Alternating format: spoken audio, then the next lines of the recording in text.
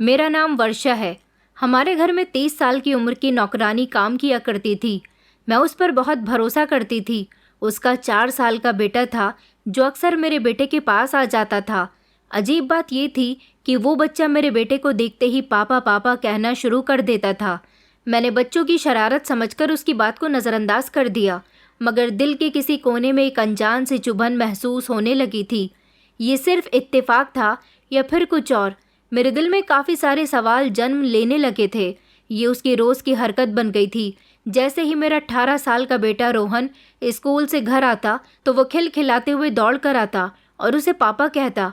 वो मेरे बेटे को देखकर हंसता था और उससे लिपट जाता था, जैसे वो अपने दिल की गहराइयों से रिश्ते को पहचानता हो।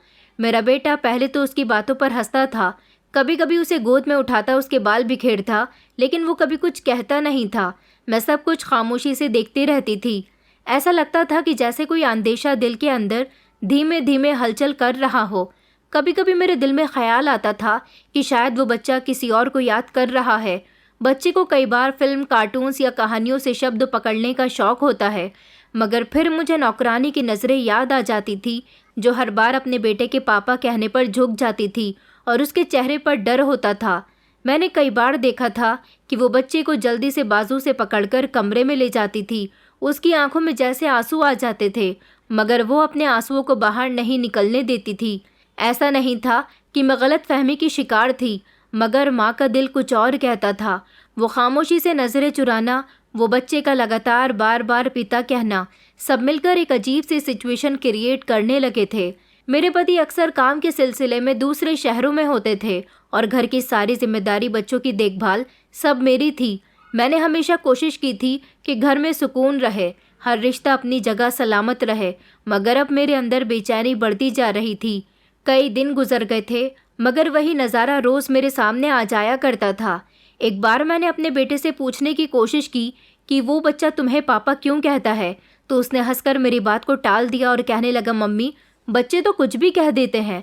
लेकिन वही बात मेरे दिल को लगती थी और दिल कहता था कि ये जवाब सच्चा नहीं है। एक दिन मैंने नौकरानी सविता को अलग से अपने कमरे में बुलाया और कहा कि सविता, तुम्हारा बेटा मेरे बेटे को पापा क्यों कहता है? उसने नज़रें झुका ली और कहने लगी कि मैडम जी, बच्चे तो पागल होते हैं, जो मुंह में आता है कह देते हैं। मैंने उसका चेहरा ध्यान से देखा। वो झूठ बोल रही थी। शायद उसे सच कहने से डर लगता था, या शायद वो किसी सच को छुपाने की कोशिश कर रही थी जिसके सामने आने से सब कुछ बदल सकता था। उस दिन के बाद मैंने उस पर और ज़्यादा ध्यान देना शुरू कर दिया था। उसके हर शब्दों पर, हर हरकत पर मेरी नज़र थी और सब कुछ धीरे धीरे मेरे सामने आ गया था। अब मुझे अंदाज़ा हो चला था कि बात कोई मामूली नहीं है। मेरे दिल में एक भारी भरकम एहसास जम गया था, जैसे एक तूफान आने वाला है और सिर्फ मैं उसे रोकने की कोशिश कर रही हूँ, सिर्फ अकेली।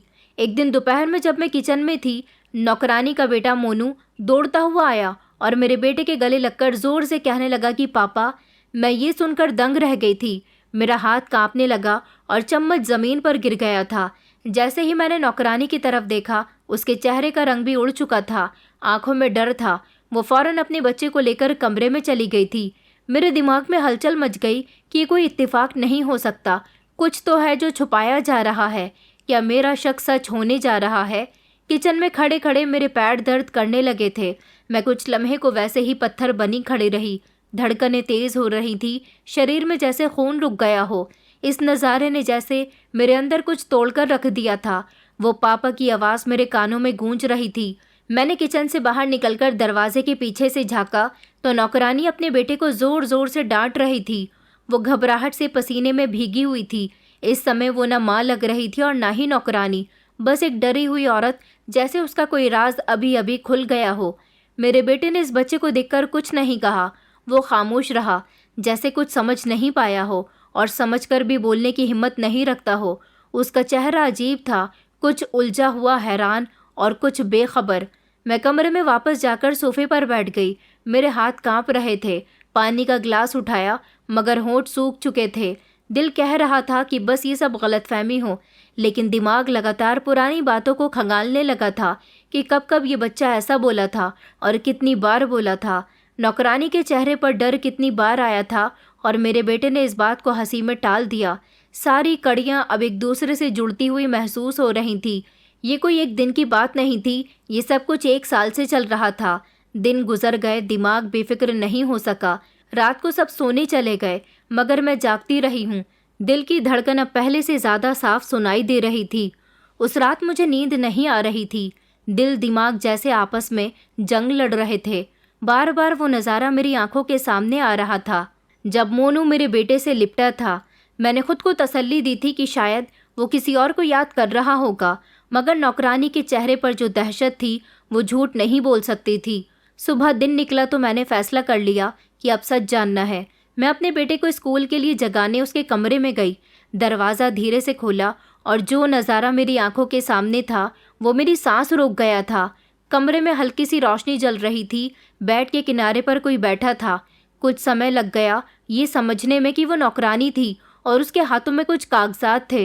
वो चुपचाप झुकी आंखों के साथ मेरे बेटे के सामने बैठी हुई थी। मेरा बेटा जो हमेशा बेफिक्रे की नींद में सोता था, इस लम्हे जाग रहा था और सीरियस था, खामोश बैठा था। ऐसा लग रहा था जैसे दोनों किसी गहरी सोच में खोए हुए हों, जिसमें शब्दों की जगह खामोशी बोल रही हो। मेरा दिल बुरी तरह से धड़कने लगा। मैंने कदम धीरे से पीछे रखे, मगर मेरे कदमों की आहट दोनों ने सुन ली थी। वो दोनों चौंक गए। नौकरानी फौरन उठकर खड़ी हो गई। उसका चेहरा डर से सफ़ेद हो चुका था और वो आंखें जो कई सालों से मेरे हुक्म की आदी हो चुकी थी, मेरे सामने झुकने से इनकार कर रही थी। मैं कुछ कहे बिना अंदर दाखिल हुई और बेटे से नज़र मिलाकर कहा कि ये सब क्या हो रहा है। मेरे बेटे रोहन ने नज़र चुरा ली। वो कुछ कहना चाहता था, मगर उसकी ज़ुबान साथ नहीं दे रही थी। नौकरानी की आंखों से आंसू बहने लगे। उसने धीमी आवाज़ में कहा कि मैडम जी, आपको सब सच बताना होगा, अब समय आ गया है। उसकी आवाज़ में वो दर्द था जो सिर्फ उसी औरत की आवाज़ में होता है जो बरसों से अंदर ही अंदर किसी राज को दफन करके बैठी होती है। मेरा मन कर रहा था कि मैं चीख पड़ूं, लेकिन मैं सुनना चाहती थी, जानना चाहती थी। जो भी सच था वो मेरे सामने होना चाहिए। बेड पर मेरा बेटा सर झुकाकर बैठा हुआ था और सामने नौकरानी हाथ में एक पुराना एनवेलप लिए खड़ी थी। उसकी आंखें भीगी हुई थी। मैंने चीखकर पूछा, अरे ये सब क्या है? नौकरानी घबराकर खड़ी हुई, मैडम जी, मैं आपको सब बताती हूँ। उसकी बात सुनकर मेरा दिल बैठने लगा था और मैं सोच रही थी कि क्या सच में वो बच्चा मेरे बेटे का है? क्या ये सब सच है? मेरा दिमाग खामोश हो गया। मैं वहीं दरवाजे के साथ टेक लगाकर बैठ गई। सब कुछ धुंधला सा लगने लगा। मैं सच जानने के लिए तैयार नहीं थी, लेकिन सच मेरे सामने खड़ा हुआ था। नौकरानी ने कांपती हुई आवाज़ में कहना शुरू किया, मैडम जी, वो बच्चा अब मेरी ज़िंदगी की सबसे बड़ी कमज़ोरी भी है और सबसे बड़ी सज़ा भी है। उसकी आवाज़ में ऐसा दर्द था जो शब्दों से बाहर निकल रहा था। उसने एनवेलप में से एक कागज़ निकाला और मेरे सामने रख दिया। मैंने उसे हाथ में थाम लिया। उस पर एक अस्पताल की मोहर थी। ये एक डीएनए रिपोर्ट थी। इसको पढ़ने के लिए दिल की हिम्मत चाहिए थी, आंखों की रोशनी नहीं। रिपोर्ट में लिखा हुआ था कि डीएनए रिपोर्ट मैच कर रही थी। मेरे दिल में सन्नाटा छा गया। बेटे का झुका हुआ सर और नौकरानी की आंखों से निकलते हुए आंसू मेरे दिल को तोड़ रहे थे। सब एक साथ टकरा गए। मैंने कहा कि ये सब क्या चल रहा है? मैंने कांपती हुई आवाज़ में पूछा। नौकरानी ने रोते हुए बताया कि 4 साल पहले जब आप लोग गांव गए हुए थे, तब यहाँ घर में सिर्फ रोहन साहब थे। रोहन साहब ने आपकी गैर मौजूदगी में मुझे बहकाकर मेरे साथ गलती की, जिसकी वजह से मैं प्रेग्नेंट हो गई। मगर डर के मारे मैं कुछ न बोली, क्योंकि मुझे अपनी नौकरी और इज्जत जाने का डर था। बच्चे ने जन्म लिया तो उसने भी मुंह बंद रखा, मगर बच्चा पिता को पहचान गया। मैं मजबूर थी मैडम जी। वो गिड़गिड़ा रही थी, ज़मीन में बैठकर रिक्वेस्ट कर रही थी और रोते हुए अपनी कहानी बता रही थी। उसकी बात सुनकर मेरे पैरों तले से ज़मीन निकल गई। उसकी बातें मेरे कानों में गूंज रही थी। दिल में एक अजीब सा शोर मचा हुआ था। मेरे कुछ समझ में नहीं आ रहा था कि यकीन करूं या नहीं करूं। अभी तो डीएनए रिपोर्ट कुछ और ही बता चुकी थी, मगर अब कहानी किसी और तरफ जा रही थी। उसके शब्द मेरे दिमाग में हथौड़े की तरह गूंज रहे थे। क्या सच में मेरे बेटे ने उसके साथ गलत किया था? ये सोचकर मेरा दिमाग बंद होने लगा। मेरा 18 साल का बेटा 4 साल पहले 14 साल का था। ये कहानी कहीं से भी सीधी नहीं लग रही थी। मैंने खुद पर कंट्रोल करके कहा कि तुम ये क्या कह रही हो? वो तुम्हारे साथ ये सब कुछ क्यों करेगा? वो तुम्हें कैसे बहका सकता है? वो तो उस समय बच्चा था। नौकरानी चौंक गई, फिर उसने नज़रें चुरा ली। मैंने एक लम्हे को महसूस किया कि सच कुछ और है। बेटे की तरफ देखा तो वो खामोश था, ना शर्मिंदा था ना इनकार कर रहा था, बस नज़र झुकाकर बैठा हुआ था।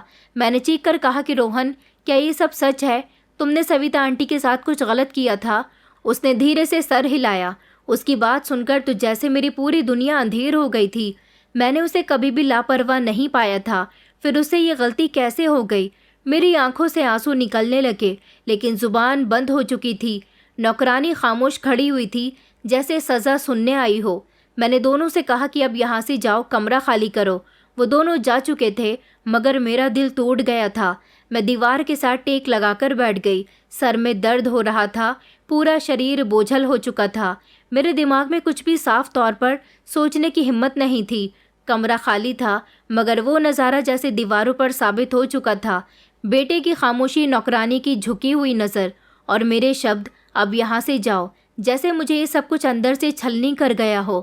कुछ समय के बाद जब मेरे अंदर हिम्मत जमा हुई तो मैंने खुद को बाथरूम में पाया। मैं बहुत रो रही थी। मैंने आईने में अपनी शक्ल देखी तो खुद को बहुत कमज़ोर पाया था। मैं जो हमेशा सब कुछ काबू में रखती थी, आज पूरी तरह से बिखर चुकी थी। मैंने दिल ही दिल में खुद से कहा कि नहीं, अभी कुछ भी ख़त्म नहीं हुआ। अगर मेरा बेटा सच में इस सब में शामिल है तो मुझे उसे संभालना होगा। अगर वो बेकसूर है तो मुझे सच का सामना करना होगा। शाम को घर में एक अजीब सी हैवानियत छाई हुई थी। बेटा अपने कमरे में था और नौकरानी के कमरे की लाइट भी बंद थी। मैंने रोहन से बात करने का फैसला कर लिया था, कम से कम इस समय नहीं जब मेरे अंदर का तूफान थमा नहीं था। मगर समय गुजरता जा रहा था। मैं ये सोचने पर मजबूर हो रही थी कि क्या मैंने उसे सच्चाई सुनी है या वो सिर्फ मुझसे आंखें चुराने की कोशिश कर रहा था, और जो कुछ नौकरानी ने कहा वो सब सच था या सिर्फ एक बनाई हुई कहानी। रात को जब सोने के लिए चले गए थे तो मैं खामोशी से नौकरानी के कमरे की तरफ चली गई। दरवाज़ा थोड़ा सा खुला हुआ था। वो अपने बेटे को गोद में लेकर बैठी हुई थी और धीरे धीरे से कुछ गुनगुना रही थी। उसका बेटा सो चुका था। उसके चेहरे पर एक अजीब सा सुकून था, जैसे कुछ हुआ ही न हो। वो औरत जो दिन भर डरी हुई रहती थी, अब सुकून से बेटे को सुला रही थी, जैसे कुछ भी गलत नहीं हुआ हो। मैं दरवाजे से पलट आई। ये नज़ारा मेरे लिए बहुत था। मेरे कदम अब किचन की तरफ चले गए थे। अपने लिए चाय बनाकर कमरे में ले आई थी। मेरी आंखों से आंसू बह रहे थे। मुझे अब ये फैसला करना था कि आगे क्या होगा। मैं अपने पति से ये सब कुछ कैसे कहूँगी, उनको कैसे बताऊँगी कि उनके बेटे से एक बहुत बड़ी गलती हो गई है। क्या मैं अपने बेटे से दोबारा बात कर सकूँगी या सब कुछ इसी तरह से खामोशी से देखती रहूँगी? मगर दिल ने कहा कि कुछ ना कुछ तो करना ही होगा। सच का बोझ अब मैं अकेले नहीं उठा सकती थी। मुझे किसी और की सच्चाई भी जाननी थी और शायद इसके बाद ही कोई रास्ता निकल सकता था। नौकरानी ने सामान बांध लिया था, अपने बेटे को उठाया और दरवाजे पर खड़ी हो गई। मैंने एक नज़र उसके बेटे की तरफ डाली। वो अभी भी मेरे बेटे को तलाश कर रहा था। बार बार मुड़कर पापा कह रहा था। मैंने कुछ सोचे समझे बिना कहा कि रुको, कहाँ जा रही हो? वो रुक गई। मैंने कहा कि इस बच्चे का क्या कसूर है? वो रोने लगी और कहने लगी कि मैडम जी, आपकी बड़ी मेहरबानी होगी अगर मेरे बेटे को उसके पिता का नाम मिल जाए तो, वरना सारी ज़िंदगी में बेइज्जती का शिकार रहूंगी। मैंने आंखें बंद कर लीं। मेरे लिए फ़ैसला करना बहुत बड़ा था। मैंने दोबारा आंखें खोली। सामने नौकरानी की झुकी हुई नज़रें थीं। बच्चा उसके कंधे पर सर रखे हुए था, मगर उसकी नज़र अभी भी दरवाजे की तरफ थी, जहाँ से शायद उसे अपने पिता के आने की उम्मीद थी। मैंने धीरे से कदम आगे बढ़ाए और नौकरानी के करीब जाकर कहा कि तुम्हारे बेटे का नाम वही रहेगा जो है। उसे किसी पहचान की ज़रूरत नहीं है जब तक उसकी माँ जैसी औरत उसके साथ है। वो खामोश हो गई। मैंने कहा कि तुम नहीं जाओगी, तुम यहीं रहोगी। तुम्हारी नौकरी भी ख़त्म नहीं होगी, लेकिन अब सच हमारे बीच रहकर ही पलेगा, छुपकर नहीं। नौकरानी ने मेरे सामने हाथ जोड़कर कहा कि मैडम जी, मैंने जो कुछ सहा वो मैं आपको शब्दों में नहीं बता सकती। मैं खामोश रही ताकि किसी का घर न टूटे, लेकिन मेरे अपने वजूद के टुकड़े हो चुके थे। उसने कहा कि आपने जो फैसला किया है उसने मेरे अंदर की माँ को जिंदा कर दिया। मेरा बेटा अब कमरे के दरवाजे से बाहर आ चुका था। शायद वो हमारी बातें सुन चुका था। मोनू ने जैसे ही उसे देखा, दोनों हाथ फैला दिए और फिर से कहा कि पापा। रोहन खामोश खड़ा रहा। मैंने उसकी तरफ देखा और एक खामोश इशारा किया। उसने कुछ कदम आगे बढ़ाए और बच्चे को गोद में ले लिया।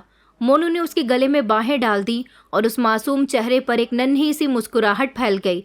ये वो समय था जिससे पता चल रहा था कि कुछ रिश्ते खून के नहीं होते, दिल से भी बनते हैं। रोहन भी खुद इस बच्चे में वो खालीपन भर देना चाहता था जो हमारे सच ने पैदा किया था। सविता ने सर झुकाया कि मेरा बेटा शायद सच पूरी तरह से ना जान पाए, मगर आपने जो दिया है वो मेरे बेटे के लिए पूरी दुनिया है। मैंने दरवाज़ा बंद कर दिया था और इस बार दरवाज़ा बाहर वालों के लिए नहीं, अंदर के तूफान के लिए बंद हुआ था। अब जो कुछ होना था वो इसी तरह से छत के नीचे होना था, खुले हुए शब्दों में सच्चाई के साथ। और मैंने खुद से वादा कर लिया था कि अब कुछ छुपा हुआ नहीं रहेगा, न रिश्तों में और ना ही दिल में। मैंने अपने बेटे को इशारा किया और उसके सामने बैठकर पूछा, क्या तुम मोनू को अपना नाम देना चाहते हो? वो खामोश हो गया। मैंने सख्त शब्दों में कहा कि जो किया है उसका नतीजा भी भुगतो। वो खामोश हो गया, फिर धीमी आवाज़ में कहने लगा कि अगर आप मुझे परमिशन देते तो मैं जिम्मेदारी लेने के लिए तैयार हूँ। नौकरानी रोने लगी। मेरे लिए सब कुछ देखना बर्दाश्त से बाहर था। मैं सोच रही थी कि क्या यही मेरा बेटा था जो मासूम था लेकिन अब एक बच्चे का पिता बन चुका था। मैंने दिल पर पत्थर रखकर कहा कि हाँ, तुम्हें इसकी जिम्मेदारी उठानी ही होगी। उसकी आंखों में खामोशी थी, लेकिन वो खामोशी बुज़दिली की नहीं थी, एक जिम्मेदारी की थी, जैसे वो समय से पहले ही बड़ा हो गया हो। नौकरानी ने हाथ जोड़ दिया और कहने लगी कि मैडम जी, मैंने कभी कुछ नहीं चाहा था, मैं सिर्फ अपना बच्चा पालना चाहती थी इज्जत के साथ, मगर अब आपने मुझे जो दिया है वो मैं कभी नहीं भूल सकूंगी। उसके आंसू लगातार बह रहे थे। मैंने उसके हाथ थामकर कहा कि ये फैसला जज्बात से नहीं, अकल से किया गया है, और ये सिर्फ मेरा नहीं, मेरे बेटे का भी फैसला है। हम सब इस बच्चे के लिए बेहतर करना चाहते हैं। बेटे ने धीरे से कहा कि मम्मी, मैं नहीं जानता मैं पिता कहलाने के काबिल हूँ या नहीं, लेकिन मैं ये जानता हूँ कि वो बच्चा मुझे देखकर खुश होता है। अगर मैं उसकी खुशी की वजह बन सकता हूँ तो मैं उसकी सारी जिम्मेदारी निभाऊंगा। मेरे बेटे की आवाज़ में एक अजीब सी सीरियसनेस थी, जैसे एक पल में सालों की ज़िंदगी उसने जी ली हो। हमने फैसला किया था कि अगले हफ्ते मोनू का स्कूल में एडमिशन करवाएंगे। रोहन ने कहा कि वो हर हफ्ते एक दिन मोनू के साथ गुजारा करेगा, उसे पढ़ाएगा, उसके साथ खेलेगा। और सविता के लिए भी एक नौकरानी का बंदोबस्त किया गया था ताकि वो आज़ाद होकर अपनी ज़िंदगी जी सके। सब कुछ धीरे धीरे नॉर्मल हो रहा था, जैसे एक बिखरा हुआ सपना अब पूरा होने की शक्ल ले रहा हो। उस रात पहली बार कई दिनों के बाद मैंने सुख की सांस ली थी। शायद ये पूरी ज़िंदगी का सुकून नहीं था, मगर एक बेफिक्री ज़रूर थी कि मैंने वही किया जो एक माँ, एक औरत और एक इंसान को करना चाहिए था। सुबह उठकर मैंने अपने बेटे रोहन को देखा तो वो बेफिक्री से सो रहा था। उसके चेहरे पर वो नरमी थी जो सच कबूल करने के बाद आती है। और मैं जानती थी कि हमारा सफ़र अभी ख़त्म नहीं हुआ, बल्कि अब तो असली रास्ता शुरू हो रहा है, सच्चाई, माफ़ी और जिम्मेदारी का रास्ता। घर में सबको ये बात बताना आसान नहीं था। मेरे पति जब घर वापस आए तो मैंने उनको इस बारे में बता दिया। वो ये सब सुनकर हैरान रह गए और उनके चेहरे पर गुस्से के साथ साथ शर्मिंदगी भी आ गई। सब कुछ एक साथ उनके चेहरे पर था। उन्होंने बेटे को डांट लगाई और कहने लगे कि तुमने हमें कहीं मुंह दिखाने के काबिल नहीं छोड़ा। उन्होंने बेटे के गाल पर थप्पड़ तक मार दिया था, लेकिन वक्त गुजर चुका था। अब मामला सिर्फ सज़ा का नहीं था, बल्कि समझौते का था। हमने फैसला किया कि रोहन मोनू को अपना नाम देगा, मगर सविता अब यहाँ काम नहीं करेगी। ये हमारे उसूल थे, उनसे समझौता करना हमारे लिए मुमकिन नहीं था। मेरे पति का गुस्सा ठंडा हो गया था, मगर मैंने उनकी छुपी हुई बेबसी को महसूस किया था। वो अंदर से टूटे हुए थे।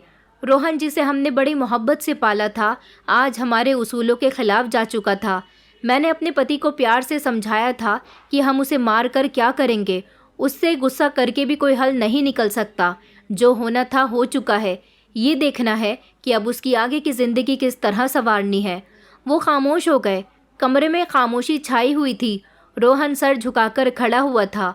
मैंने उसकी तरफ देखा। उसकी आंखों में आंसू थे, लेकिन अंदर से टूट फूट उसके चेहरे पर साफ नजर आ रही थी। कुछ देर बाद मेरे पति ने धीरे से कहा कि ये फैसला मुश्किल है, लेकिन अगर तुम दोनों तैयार हो तो हम मोनू को नाम दे सकते हैं। लेकिन ये नौकरानी हमारे घर में अब काम नहीं करेगी। वो औरत सिर्फ एक माँ रहेगी, हमारी नौकरानी नहीं। मैंने कहा कि ठीक है, ये फैसला बिल्कुल ठीक है, क्योंकि जज्बात अपनी जगह, लेकिन उसूल भी अपनी जगह होते हैं। हमें अपना घर संभालना था। सच्चाई के साथ घर में धीरे धीरे सब कुछ नॉर्मल होने लगा था। हमने सच्चाई को एक्सेप्ट करके अपने दिल का बोझ बहुत हल्का कर लिया था। मोहल्ले वालों को कुछ नहीं बताया था, क्योंकि हम जानते थे कि लोग कहानियां बनाते हैं, हकीकत नहीं समझते। हम किसी को कुछ साबित करना नहीं चाहते थे, सिर्फ अपने दिल के सुकून को बचाना था। अब हर दिन एक नई शुरुआत की तरह लगता था, जहां हम सब ने खुद को नए रास्ते से जोड़ लिया था। सच के साथ हम सब ने अपने अपने दायरे खींच लिए थे। सविता अब हमारी नौकरानी नहीं रही थी, लेकिन अब हमारे रिश्ते की हैसियत ऐसी हो चुकी थी जिसे नाम देना हमारे लिए आसान नहीं था। वो हमारे घर में इज्जत से रह रही थी और हम कोशिश कर रहे थे कि उसके बेटे की परवरिश में कोई कमी ना आए। रोहन में भी काफ़ी बदलाव आ चुके थे। वो पहले जैसा बेफिक्र नहीं रहा था, उसके चेहरे पर पछतावा बाकी था। हर दिन वो खुद को बेहतर बनाने की कोशिश में बिजी नजर आता था। उसके अंदर का सुकून अब उसकी जिम्मेदारी बन चुका था। मोनू का स्कूल में एडमिशन हो गया था। उसने पहले दिन यूनिफॉर्म पहना तो सविता की आंखें भर आई थी। रोहन खुद उसे स्कूल छोड़कर आया था। उस दिन रोहन ने सोनू के साथ एक तस्वीर भी ली थी, जिसमें मोनू ने यूनिफॉर्म पहना हुआ था। उसके हाथ में लंच बॉक्स और गले में वाटर बॉटल और कंधों पर बैग था। उसके साथ मेरा बेटा खड़ा हुआ था, जो उसका दिल से पिता बन चुका था। ये नज़ारा तकलीफ देने वाला था और किसी भी हद तक तसल्ली नहीं थी। कुछ रिश्ते खून से नहीं बनते, वक्त और एहसास से जन्म लेते हैं। शाम को जब वो स्कूल से वापस आया तो बहुत खुश था। उसने सविता को स्कूल की हर एक बात बताई, जैसे वो पहले दिन का हीरो हो। मैंने पहली बार सविता के चेहरे पर एक भरपूर मुस्कुराहट देखी थी। उसने ज़िंदगी की इतनी मार खाई थी कि वो हंसना भूल गई थी, लेकिन अब जैसे उसकी आंखों में रोशनी लौटने लगी हो। मेरा मन कर रहा था कि मैं उससे कुछ कहूँ, लेकिन शब्द साथ नहीं दे रहे थे। शायद खामोशी ही काफ़ी थी। रोहन से अब मेरी बात बहुत कम होती थी। अब हम माँ बेटे के रिश्ते को नई तरह से जानने लगे थे। मैंने उससे कहा कि तुमने जो किया है वो आसान नहीं था। तुमने अपने हिस्से का बोझ उठाया, अब तुम्हें अपनी ज़िंदगी संवारनी होगी। उसने सर हिलाया और कहा कि जी मम्मी, मैंने जो सीखा वो किसी किताब में नहीं मिलता। अब बस यही चाहता हूँ कि मोनू कभी ये ना सोचे कि वो अकेला है। वक्त इसी तरह से गुजरता जा रहा था, मगर हर कदम पर एक याद, एक सवाल, एक परछाई साथ चलती थी। क्या हमने जो किया है सही था? क्या फिर ये सब कुछ ख़त्म हो चुका था, या ये सब किसी नई मुसीबत की शुरुआत है? शायद कुछ सवालों का जवाब सिर्फ समय देता है, और हम सब वक्त गुजार रहे थे। ये एक ऐसी शुरुआत थी जिसमें सच्चाई का जहर तो था, लेकिन अब टेस्ट जैसे धीरे धीरे बर्दाश्त होने लगा था। जिंदगी जैसे नॉर्मल तरीके से गुजर रही थी, लेकिन मेरे दिल में वो सवाल अभी भी जिंदा था कि क्या मेरा बेटा अभी भी सच में मोनू का पिता है? सविता जा चुकी थी, लेकिन उसका बेटा अभी भी दरवाजे के पास आकर खेलता और देखता कि कहीं पिता की आवाज़ तो नहीं आ रही। मैं उसकी इस हरकत पर चौंक जाती थी। एक दिन ऐसा हुआ कि मेरा बेटा घर से बाहर गया हुआ था और कुछ देर के बाद वापस आया। उसके हाथ में एक पुराना गिफ्ट बॉक्स था। उसमें पापा लिखा हुआ था, लेकिन ये ख़त मेरे बेटे ने नहीं लिखा था। वो लम्हा जैसे वक्त को रोक गया था। मैंने वो गिफ्ट बॉक्स रोहन के हाथ से लिया। उसके चेहरे पर मेरी नज़र जम गई। वो उलझा हुआ था, जैसे खुद भी कुछ समझ नहीं पा रहा हो कि ये सब कहाँ से आया। मैंने बॉक्स खोला तो उसमें एक टॉफ़ी का बॉक्स था जो अभी भी बंद था, और एक छोटा सा चांदी का लॉकेट और एक लेटर पड़ा हुआ था। लेटर में लिखा हुआ था कि ये मेरे पापा के लिए है। मेरी उंगलियां कांप गईं। यह हैंडराइटिंग बच्चे की थी, मगर लेटर के अंदर जो लिखा हुआ था वो किसी बच्चे की सोच से बहुत ऊपर था। लेटर में लिखा हुआ था कि पापा, मम्मी कहती हैं कि आप बहुत अच्छे इंसान हो। वो रोने लग जाती है और कहती है कि आपका कोई कसूर नहीं है, सब किस्मत का कसूर है। जब मैं बड़ा हो जाऊंगा तो आप जैसा बनना चाहता हूँ, क्योंकि मम्मी कहती हैं कि आप बहुत बहादुर हो। मुझे नहीं पता कि आप मुझे क्यों एक्सेप्ट नहीं करते, लेकिन मैं फिर भी आपको याद करता हूँ। मम्मी ने ये गिफ्ट रखा था कि जब आपको कभी सच पता चले तो आप इसको संभाल कर रख लें। मैंने लेटर एक तरफ रखा और लॉकेट उठाया। उस पर एक शब्द लिखा हुआ था, एम। मेरे दिमाग में एक नाम घूमने लगा, मनीष। जब भी नौकरानी हमारे यहाँ पहली बार काम करने के लिए आई थी, उसने बताया था कि उसका भाई मनीष पहले कभी इस इलाके में काम करता था और फिर अचानक से लापता हो गया। मैंने उसकी बात पर ज़्यादा ध्यान नहीं दिया था, लेकिन अब सब कुछ जैसे साफ होने लगा था। रोहन मेरे करीब आकर कहने लगा कि मम्मी, ये बॉक्स मुझे बाहर दरवाजे के पास पड़ा हुआ मिला था। मोनू भी वहीं पर खेल रहा था। शायद उसने ही ये वहाँ पर रख दिया हो, या फिर छोड़ दिया हो, उसे वहाँ रखकर भूल गया हो। मैंने रोहन से धीरे से कहा कि रोहन, क्या तुमने सोचा कि वो तुम्हें अपना पापा क्यों कहता है? रोहन ने अपनी नज़र नीचे कर ली और कहने लगा कि मम्मी, मैं पहले भी कह चुका हूँ कि मैं उसका पापा नहीं हूँ, मगर वो जब भी मुझे पापा कहता है मैं इनकार नहीं कर पाता। मुझे लगता है जैसे वो मुझे बहुत अच्छे से जानता है, जैसे मुझ पर हक रखता है। रोहन की बात सुनकर मैंने अब फैसला कर लिया था कि सच अब छुपा नहीं रह सकता। मुझे खुद अब सविता से बात करनी होगी खुलकर, ताकि जान सकूं कि ये पिता की आवाज़ और ये लॉकेट आखिर किस तरफ इशारा करते हैं। और सबसे बढ़कर मुझे ये समझना था कि अगर मेरा बेटा इस बच्चे का पिता नहीं है तो वो कौन है जिसे बच्चा अपना कहता है। ये सवाल अब सिर्फ मेरे दिल का बोझ नहीं बल्कि मेरे परिवार की बुनियाद बन चुका था। मैंने वो टॉफ़ी का डब्बा खोला। उसके अंदर एक एक फ़ोटो रखी हुई थी, मेरे पति और सविता की फ़ोटो। ये किसी फंक्शन की फ़ोटो थी जिसमें एक पुरानी तारीख लिखी हुई थी, 10 साल पुरानी, और तस्वीर के पीछे एक बच्चे के जन्म की डिटेल्स भी लिखी हुई थी। लेकिन ये तारीख मेरे बेटे के जन्म के बाद की थी। मेरी आंखों में आंसू आ गए और मैं सोचने लगी कि क्या ये बच्चा मेरे पति का है?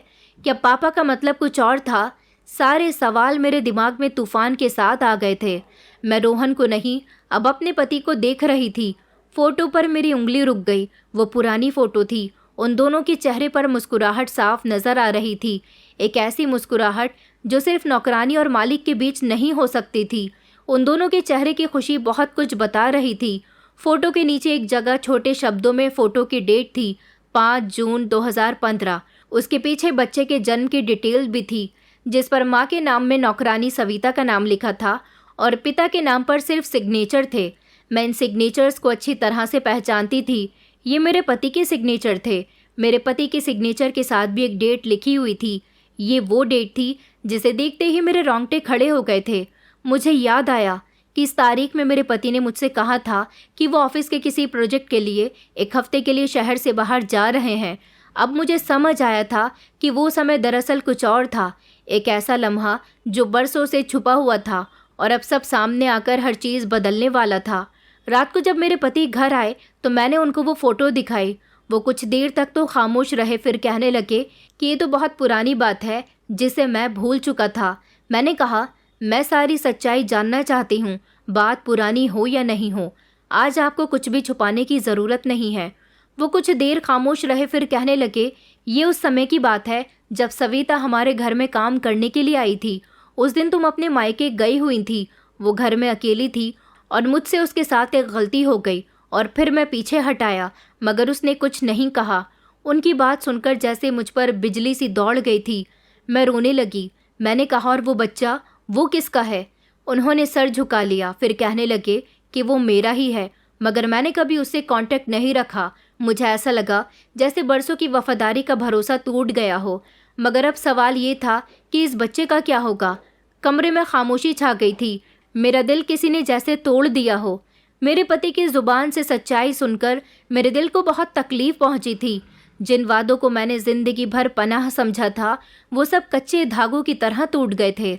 मैंने हमेशा एक ऐसे मर्द पर भरोसा किया जो बीते हुए समय में ऐसी गंदगी छोड़ आया था जिसकी बदबू हमारे घर की दीवारों तक पहुंच गई थी। लेकिन ये नफ़रत का नहीं, अब हकीकत का समय था। मैं चाहती तो सब कुछ ख़त्म कर देती, लेकिन शायद इससे सच ख़त्म नहीं होता।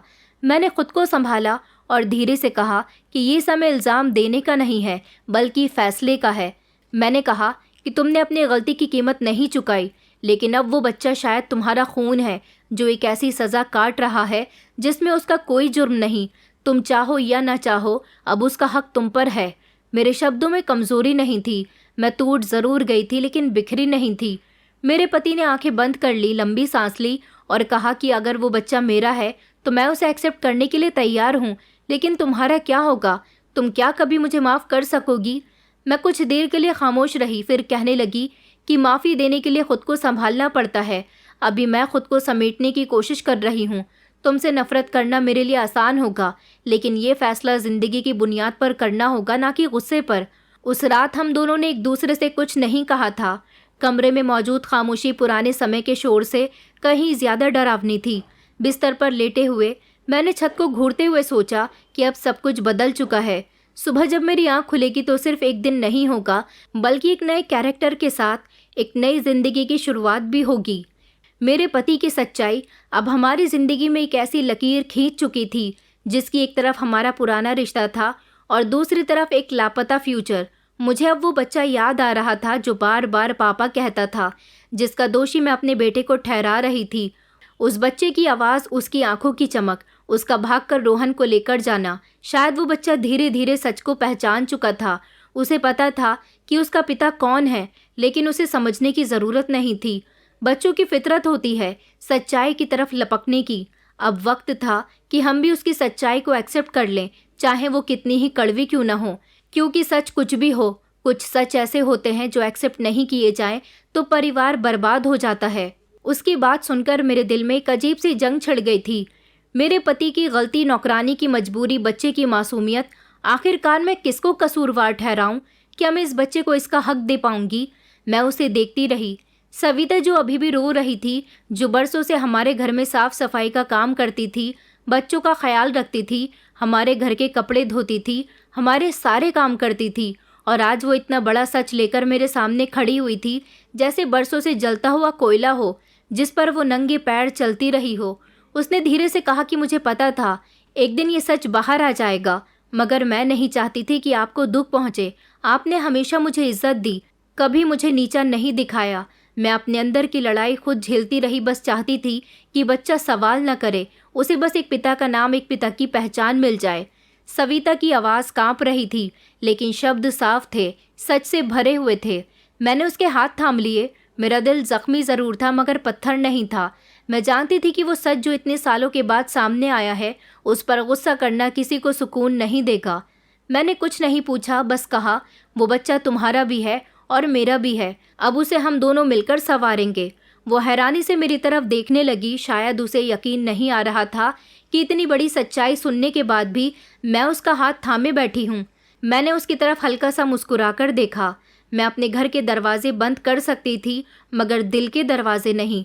उसी समय बाहर से बच्चे की हंसी की आवाज़ आई। वो खेल रहा था और उसकी हंसी में वो सच्ची खुशी थी जो सिर्फ मासूमियत से पैदा होती है।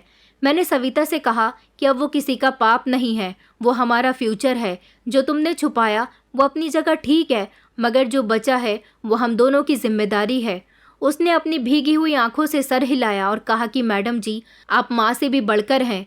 मेरे दिल का बोझ थोड़ा हल्का हो गया था, लेकिन पूरी तरह से नहीं। मुझे अभी सच्चाई के साथ जीना था और अपने पति की भी गलतियों का सामना करना था।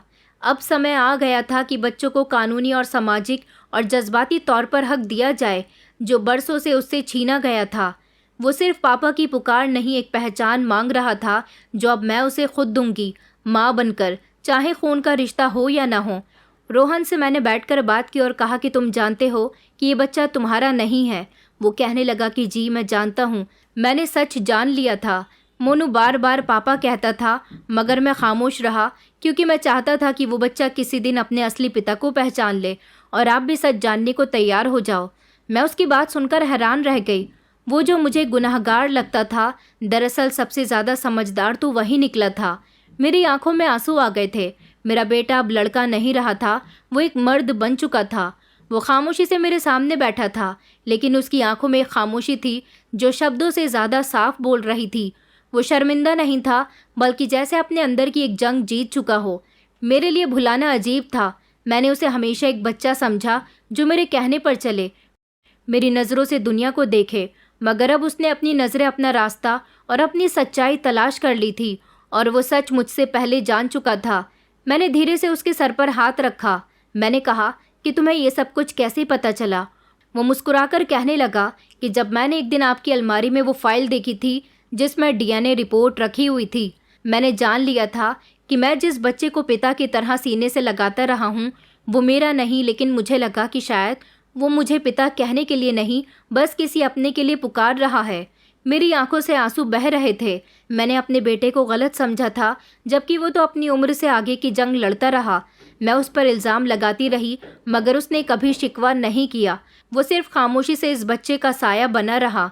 वो कहने लगा कि मम्मी, मैं जानता था कि अगर मैं कुछ कहूँगा तो आप टूट जाओगी, इसीलिए मैंने चुप रहकर सच्चाई को वक्त के लिए छोड़ दिया था। और मैं ये भी जानता हूँ कि वो बच्चा किसी पर बोझ नहीं है, वो सिर्फ पनाह मांग रहा था। और अगर मेरे सीने से लगने से उसे सुकून मिलता है तो मैं वो उससे कभी नहीं छीनना चाहता। आज मुझे यकीन हो गया था कि बेटा होना सिर्फ खून का रिश्ता नहीं, सोच, समझदारी और किरदार का नाम है। जो वो कल तक मेरा सहारा था, आज किसी और का भी बन चुका था। इस समय मुझे अपने ऊपर माँ होने पर गर्व महसूस हो रहा था। अब एक माँ के आंसू पोंछने वाला मर्द बन चुका था। मेरे पति खामोशी से खिड़की के पास खड़े थे। बाहर धूप फैल रही थी, मगर उनके चेहरे पर पुराने समय की स्याही छपी हुई थी। कई दिन गुजर चुके थे इस सच को सामने आए, मगर हम दोनों के बीच अभी तक बहुत कुछ खामोश रह गया था। अचानक वो मुड़कर मेरी तरफ देखकर कहने लगे कि ये सब अब मुझसे छुपा नहीं रह सकता। मैंने गलती की है और उसकी कीमत सिर्फ तुमने और उस बच्चे ने नहीं चुकाई, बल्कि पूरे परिवार ने चुकाई है। अब समय आ गया कि मैं अपने हिस्से का बोझ खुद उठा लूं। मैं उनकी आंखों में देख रही थी, जहां मुझे सब कुछ साफ नजर आ रहा था। मैंने कुछ नहीं कहा, बस सर हिला दिया। शायद यही मेरी खामोशी की इजाज़त थी जिसकी उन्हें तलाश थी। उन्होंने उसी दिन अपने सारे रिश्तेदारों को इकट्ठा किया। उनकी बातों में एक पछतावा था, जैसे बरसों से दबा हुआ राज अब सिर्फ हमारा नहीं रहेगा, बल्कि सबका हो जाएगा। मगर मुझे पता था कि ये सब करना ज़रूरी नहीं था, क्योंकि जो बात हमने जानी थी वो उनके रिश्तेदारों के लिए भी ज़रूरी थी। जब सब लोग जमा हो गए तो मेरे पति ने बहुत सुकून से बात शुरू की। पहले तो उन्होंने वो सच बताया जिसने हमारी ज़िंदगी को बदलकर रख दिया था। फिर धीरे धीरे उस सच्चाई को एक्सेप्ट किया जो हर मर्द के लिए सबसे मुश्किल होती है। उन्होंने कहा कि मैंने एक समय में एक बहुत बड़ी गलती की, अपने घर की नौकरानी के साथ नाजायज़ संबंध बनाए। उस संबंध का नतीजा एक बच्चा निकला और मैं बरसों तक उससे आंखें चुराता रहा। लेकिन अब वो बच्चा बड़ा हो रहा है और अब मैं और खामोश नहीं रह सकता। कमरे में खामोशी छा गई। कुछ चेहरों पर हैरानी थी, कुछ पर गुस्सा था, तो कुछ पर मायूसी छाई हुई थी। सबसे ज़रूरी बात यह थी कि किसी ने उनकी बात को झुटलाया नहीं। शायद समय का यही फ़ायदा होता है कि वो ज़ख्मों को थोड़ा मरहम दे देता है। मेरे पति ने सबके सामने कहा कि मैं अपने बच्चे मोनू को अपना बेटा एक्सेप्ट करता हूँ। मैं चाहता हूँ कि मैं उसे मेरे नाम का हक दिया जाए और मेरे परिवार की पहचान दी जाए। बहुत से लोग खामोश थे, यहाँ से उठकर चले गए। कुछ ने कहा कि तुमने बहुत अच्छा काम किया, अगर तुमसे गलती हुई है तो तुम उसे सुधार भी रहे हो। मेरे पति ने अपनी गलतियों का पश्चाताप कर लिया था। उस दिन के बाद सब कुछ बदल गया था। नज़रों में सवाल बाकी रह गए थे, लेकिन हमने फैसला कर लिया था कि सच्चाई को किसी भी पहरे के पीछे नहीं छुपाएंगे। मेरे पति ने वो कदम उठाया था जिसने उनके अंदर छुपी हुई इंसानियत को जिंदा कर दिया था। वो अब सिर्फ मेरे पति नहीं थे, बल्कि एक बाप थे 2 बच्चों के। कभी खामोशी जो पहले बोझ बन जाती थी, अब हल्की लगने लगी थी। अब हर दिन नया था, एक नई शुरुआत, जैसा मेरे पति ने अपने वादे के मुताबिक किया था। मेरे पति ने फैसला किया था कि वो सविता को एक फ्लैट दिलवा देंगे जिसमें वहाँ वो अपनी ज़िंदगी आराम से गुजार सकेगी। सविता भी यही चाहती थी कि वो हमारी ज़िंदगी में इंटरफेयर ना करे, और मेरे पति भी यही चाहते थे कि वो एक बार तो वो मुझे धोखा दे चुके हैं, अब दोबारा धोखा नहीं देना चाहते। इसलिए वो सविता को हमारी ज़िंदगी से दूर कर देना चाहते थे। सविता का मकसद सिर्फ इतना था कि उसके बच्चे की परवरिश अच्छे से हो जाए और उसके बेटे को पिता का नाम मिल जाए। मेरे पति ने इस बात की जिम्मेदारी पूरी तरह से उठाई थी। उसे अपना नाम दिया था और अपने नाम से ही उसके सारे डॉक्यूमेंट्स बनवाए थे। जब सविता पहली बार अपने फ्लैट में दाखिल हुई तो उसकी आंखों में हैरानी और खुशी एक साथ थी। सविता एक सब्र करने वाली औरत थी। वो जो चाहती थी उसे मिल गया था। मेरे पति ने कहा था कि वो जब तक जिंदा है वो सारी जिंदगी उसका और उसके बेटे का ख्याल रखेंगे। भले ही मेरे पति ने अब सविता के साथ कोई संबंध नहीं बनाए थे, न सविता को अपना माना था, वो सिर्फ एक इंसानियत के तौर पर उसकी मदद करना चाहते थे। अपनी गलतियों की उन्होंने माफ़ी मांग ली थी और सविता ने उन्हें माफ़ भी कर दिया था। सविता को भी इस बात से कोई एतराज़ नहीं था कि वो अपने बेटे के बिना इस फ्लैट में रहे। उसे हमारे घर में आने से भी नहीं रोका गया था। उसका जब मन करता वो हमारे घर आ जाती थी, अपने बेटे से मिलती थी। अब उसे अपने फ्लैट में रहते हुए हर तरह की आसानी मिल रही थी। उसका ख्याल रखने के लिए एक नौकरानी का बंदोबस्त कर दिया गया था। उसके घर में हर चीज़ की सुविधा उपलब्ध थी। सविता अपनी ज़िंदगी से काफ़ी खुश थी। उसकी ज़िंदगी में अब कोई कमी नहीं थी। वो अपने गरीब माता पिता के साथ रहती थी, जिनको अब वो अपने उसी फ्लैट में लेकर आ गई थी। और अब उसकी ज़िंदगी की सारी परेशानियां ख़त्म हो चुकी थी। उसके माता पिता की ज़िंदगी में भी आसानी आ गई थी। मेरे पति उसके और उसके माता पिता का पूरा खर्चा उठा रहे थे। मगर कुछ दिन गुजरने के बाद अचानक सविता की बहुत तबीयत ख़राब हो गई। हम जैसे ही अस्पताल पहुंची तो डॉक्टर ने बताया कि सविता को कैंसर हो गया और उसकी बीमारी काफ़ी हद तक बढ़ गई है। मेरे पति ने हर तरह से सविता को बचाने की कोशिश की, उसका इलाज करवाया, लेकिन अंतिम समय में कोई हल नहीं निकल सका। 6 महीने बाद अचानक सविता की मौत ने हम सबको हैरान कर दिया था। सविता की मौत से हम सब लोग बहुत दुखी थे। उसके मरने के बाद उसके माता पिता बचे थे, लेकिन मेरे पति ने उनकी जिम्मेदारी उठाने से भी इनकार नहीं किया। हालांकि सविता के माता पिता भी जिंदा हैं, उसका बेटा भी हमारे पास है, जिसे मैं माँ बनकर और मेरे पति पिता बनकर पाल रहे हैं। वो जो कभी मेरे बेटे को पापा कहता था, अब जैसे जैसे वो बड़ा होता गया उसको भैया कहकर बुलाने लगा था और उसने मेरे पति को पापा कहकर बुलाना शुरू कर दिया था। हमारी ज़िंदगी काफ़ी हद तक बदल गई थी। अब हम आज में जी रहे थे, शर्मिंदगी के साथ नहीं। सविता की मौत ने हमें अंदर से तोड़ दिया था, लेकिन अंदर से मुझे सुकून मिलने लगा था कि मैंने किसी औरत का घर नहीं छीना था, उसे वापस दे दिया था। मगर वो बेचारी अपनी खुशियों को ज़्यादा दिन तक नहीं देख सकी। वो अच्छी जगह है और मैं बुरी जगह हूँ। मैं उसके लिए प्रार्थना करती हूँ कि ऊपर वाला हमेशा उसे खुश रखे, उसकी आत्मा को हमेशा शांति मिलती रहे। मेरे पति ने जो बीते हुए समय में उसके साथ गलती की थी, उसके लिए वो आज भी शर्मिंदा होते हैं। हालांकि जब सब लोगों के सामने सच्चाई आई तो लोगों ने मेरे पति को बुरा भला भी कहना शुरू कर दिया था। तो कुछ लोग कहते थे कि मेरे पति ने बहुत हिम्मत और समझदारी से काम लिया। उन्होंने अपने झूठ को छुपाया नहीं, उन्होंने एक औरत को रुसवा नहीं किया, बल्कि उसको और उसके बेटे को इज्जत दी और अपने परिवार को भी दायरे में रखा और अपनी पत्नी और अपने बेटे को भी रुसवा नहीं किया। वक्त गुजरता गया, लेकिन कुछ रिश्ते वक्त से आज़ाद हो जाते हैं। मेरा बेटा जो पहले हमदर्दी में मोनू के करीब गया था, अब दिल से उससे जुड़ चुका था और हर रोज़ वो उसे बाहर ले जाता था, कभी पार्क में तो कभी लाइब्रेरी में, कभी आइसक्रीम खिलाने। दोनों की केमिस्ट्री अच्छी बन गई थी, जो शब्दों में बयान नहीं की जा सकती थी। एक दिन मैंने मोनू और रोहन को सोफे पर बैठे हुए देखा। मोनू मेरे बेटे की गोद में बैठा हुआ था, कहानियों की किताब सुन रहा था और रोहन उसे हर कहानी एक्सप्लेन करके बता रहा था। मेरा बेटा भी अकेला था, उसके लिए भी उसकी ज़िंदगी में एक भाई शामिल हो गया था, उसका साथी। वो दोनों अब एक दूसरे के लिए वो बन चुके थे जो किस्मत से नहीं एहसास से मिलता है। मेरे बेटे की पहचान में एक नरमी आ चुकी थी। वो पहले से ज़्यादा जिम्मेदार बन गया था। उसकी बातों में वज़न था, फैसलों पर ध्यान था और बिहेवियर में मेहरबानी थी, जो पहले कभी नहीं आई थी। मुझे याद है कि मैंने एक दिन उससे कहा था, तुम उस मोनू को अपना मानते हो ना? वो खामोश हो गया था। उसने धीरे से कहा था कि वो मुझे अपना समझता है मम्मी। जब वो मुझे पापा कहता है तो मैं खुद को बेहतर इंसान महसूस करता हूँ। हम सब लोग आज भी सविता को याद करते हैं, उसके बेटे का बहुत ख्याल रखते हैं और अब तो जैसे जैसे वो बड़ा हो रहा है, मुझे ही मम्मी कहता है, मेरे पति को पापा कहता है और जिसे वो कभी पापा कहा करता था, अब उसे भैया कहकर बुलाता है। वो बच्चा जो किसी की पुरानी निशानी था, अब हमारे आने वाले कल की उम्मीद बन चुका था। वक्त सबसे बड़ा मरहम होता है। वो ज़ख्मों पर हल्के हाथ रखता है और धीरे धीरे उनके दर्द को याद में बदल देता है। वो ज़ख्म जो पहले खंजर जैसे लगते थे, अब धुंधली पुरानी कहानी बन चुके थे। मेरे पति ने अपना घर बचाने के लिए काफ़ी कुछ किया था और सविता को भी उसका हक दिया था। दोस्तों, उम्मीद करती हूँ आपको हमारी कहानी पसंद आई होगी। कहानी पसंद आई है तो वीडियो को लाइक करें, चैनल पर नए हैं तो चैनल को सब्सक्राइब करें और हाँ, नोटिफिकेशन बेल को ज़रूर दबाएं ताकि अगली अपडेट सबसे पहले आपको मिले।